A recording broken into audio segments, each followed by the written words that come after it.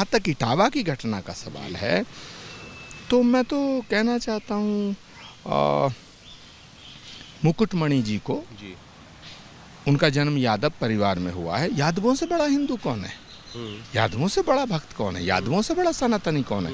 मैं मुकेश मणि जी को कहना चाहता हूँ कि श्री कल्की धाम में आए, श्री कल्की धाम में आके कथा सुने, देश के सारे संत महात्मा उनकी कथा सुनेंगे। लेकिन कहा यह गया, जब ये घटना सामने आई तो शुरुआती जानकारी ये आई जिसको लेकर के राजनीति भी हुई, क्योंकि वो यादव समाज से आते हैं, इस वजह से उनके साथ मारपीट की गई, ये कहते हुए कि देखिए आप तो जो है ब्राह्मण है ही नहीं, तो आप ये कथा कैसे सुना रहे हैं। ऐसा आपको लगता है कि इस तरीके से घटना रही? देखिए, जो ब्रह्म को जानता वो ब्राह्मण है, और जो ब्राह्मण है वो ऐसी हरकत नहीं कर सकता।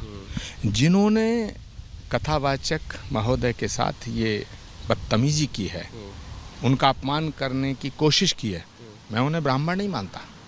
क्योंकि जो ब्राह्मण है वो सनातन को बांटने का काम नहीं कर सकता, और जो सनातन को बांटने का काम कर रहा है, सनातन को जातियों में विभाजित करने का काम कर रहा है, वो ब्राह्मण नहीं हो सकता। लेकिन अब वही जिन लोगों के ऊपर आरोप लगा था, उस गांव के लोग अब ये कह रहे हैं कि देखिए इनके पास तो इन्होंने अपनी पहचान ही छुपाई है, इनके पास में फर्जी आधार कार्ड मिल रहे हैं, अगर वो अपनी जाति बता करके आते हैं तो इस तरह का कुछ होता ही नहीं। हम यादव जो है जाति से नहीं आपत्ति ये है कि उन्होंने किस तरह से धोखे में रखा है यहाँ पर।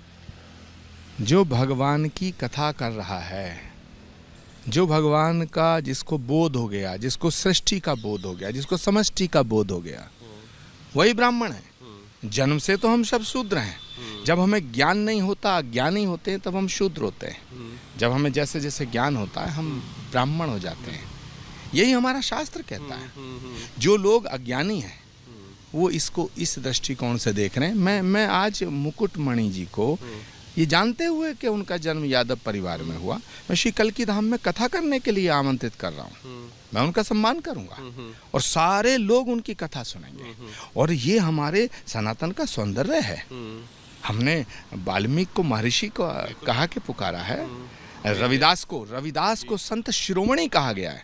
तो जो सनातन रविदास जी को संत शिरोमणि कहता है, रत्नाकर को महर्षि वाल्मीकि कहकर उनकी पूजा करता है, वो सनातन किसी को यादव होने से, यादव होने की वजह से कथा करने से कैसे रोक सकता है? नहीं, लेकिन अभी जो नई जानकारी सामने आई है कि जो फर्जी आधार कार्ड मिले हैं, फर्जी पहचान पत्र मिले हैं, उस मामले में FIR भी दर्ज हुई।